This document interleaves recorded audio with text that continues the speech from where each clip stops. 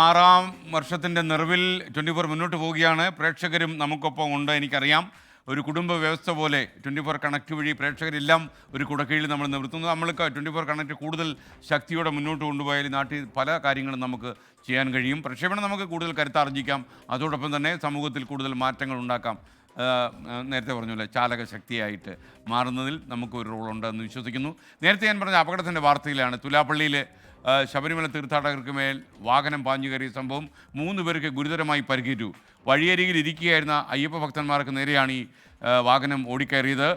അങ്ങനെയാണ് തീർത്ഥാടകർ അപകടത്തിൽപ്പെട്ടത്. ഇവരൊക്കെ എരുമേലി ആശുപത്രിയിൽ ഇപ്പോൾ പ്രവേശിപ്പിച്ചിരിക്കുകയാണ്. ശ്രീജിത്ത് ശ്രീകുമാരൻ ടെലിഫോണിൽ ചേരുന്നു. Sreejith, good morning.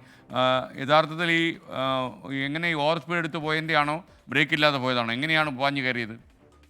ഇനി തുലാപ്പള്ളി ഒരു അപകട മേഖല തന്നെയാണ്. ചെറിയ വഴിയാണ്.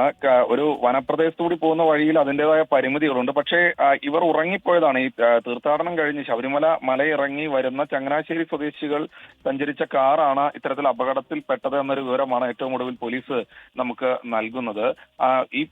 ഇവർ തീർത്ഥാടകരായിട്ടുള്ള ഡ്രൈവർ അടക്കം തീർത്ഥാടകൻ തന്നെയായിരുന്നു, അയ്യപ്പ ഭക്തർ തന്നെയായിരുന്നു. അവരെന്തായാലും ഈ വാഹനം ദർശനം കഴിഞ്ഞ് തിരിച്ചു വരുന്ന സമയത്ത് ഉറങ്ങിപ്പോയി എന്നാണ് ഏറ്റവും ഒടുവിൽ പോലീസ് പറയുന്നത്. ഈ വഴിയരികിൽ ഇരിക്കുകയായിരുന്നു ഈ തമിഴ്നാട് സ്വദേശികളായ തീർത്ഥാടകർ. അവർക്ക് മേൽ പാഞ്ഞു കയറുകയായിരുന്നു ഈ വാഹനം. എന്തായാലും 3 പേർക്ക് ഗുരുതരമായ പരിക്കുണ്ട്. 4 പേരുണ്ടായിരുന്നു എന്ന് പറയുന്നു. ഒരാൾക്ക് നിസ്സാര പരിക്കുണ്ട് എന്നാണ് ഏറ്റവും ഒടുവിൽ മനസ്സിലാക്കുന്നത്. ഇവർ എരുമേലിയിലെ ആശുപത്രിയിലേക്ക് മാറ്റിയിട്ടുണ്ട്. ആവശ്യമെങ്കിൽ കോട്ടയം മെഡിക്കൽ കോളേജിലേക്ക് മാറ്റണമെന്ന് ഡോക്ടർമാർ നിർദ്ദേശിച്ചുവെന്നും മനസ്സിലാക്കുന്നു. എന്തായാലും ഈ വാഹനം പോലീസ് കസ്റ്റഡിയിൽ എടുത്തിട്ടുണ്ട്. അന്വേഷണം നടക്കുകയാണ്. മറ്റ് കാര്യമായ പ്രശ്നങ്ങൾ, ഗതാഗത കുരുക്കിറക്കമുള്ള കാര്യങ്ങളൊന്നും തന്നെ ആ മേഖലയിൽ ഇപ്പോൾ നിലവിലില്ല.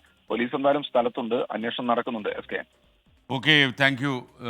എന്തായാലും വലിയ കഷ്ടമായി പോയി. കാരണം നിരപരാധികളായ റോഡ് സൈഡിലിരുന്ന അയ്യപ്പ ഭക്തന്മാർക്ക് നേരെയാണ് വണ്ടി പാഞ്ഞു കയറിയത്.